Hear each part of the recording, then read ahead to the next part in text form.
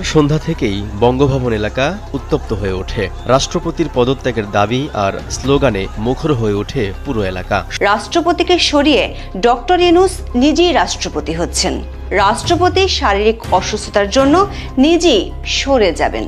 রাষ্ট্রপতির পদত্যাগ, ৭২-এর সংবিধান বাতিল, ৫ দফা দাবিতে সরকারকে ৭ দিনের আলটিমেটাম দিয়েছে বৈষম্য বিরোধী ছাত্র আন্দোলন। রাষ্ট্রপতি শাহাবুদ্দিন চুপ্পুর পদত্যাগকে কেন্দ্র করে এবার সারা বাংলাদেশেও উত্তেজনা সৃষ্টি হয়েছে।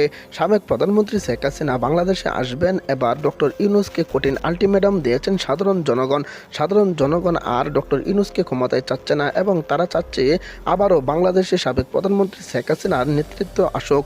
রাষ্ট্রপতি শাহাবুদ্দিন চুপ্পুর পদত্যাগকে কেন্দ্র করে এবার বাংলাদেশে ভয়াবহ অবস্থা সৃষ্টি হয়েছে। আন্দোলন ২২তম রাষ্ট্রপতি মোহাম্মদ শাহাবুদ্দিন চুপ্পু হঠাৎ করেই পদত্যাগ করে দেশ ছাড়ছেন, এমন খবরের গুঞ্জনেই সরগরম গোটা দেশ।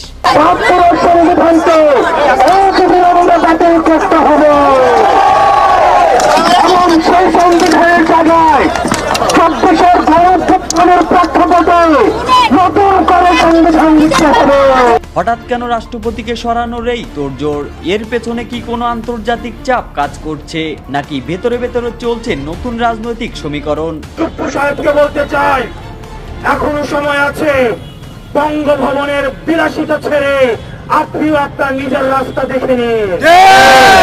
রাজনৈতিক বিশ্লেষকরা বলছে এই সিদ্ধান্ত নতুন করে অস্থির হয়ে উঠতে পারে দেশের পরিস্থিতি। রাষ্ট্রপতি দেশের সর্বোচ্চ সাংবিধানিক পদ। সংবিধান ও রাষ্ট্রপতির কর্মপরিধি বিষয়ে অন্যান্য আইন বিশ্লেষণ করলে দেখা যাবে বর্তমান পরিস্থিতিতে রাষ্ট্রপতিকে অপসারণ করা সম্ভব নয়। তিনি পদত্যাগও করতে পারবেন না, এমনকি রাষ্ট্রপতি ছুটিতেও যেতে পারবেন না।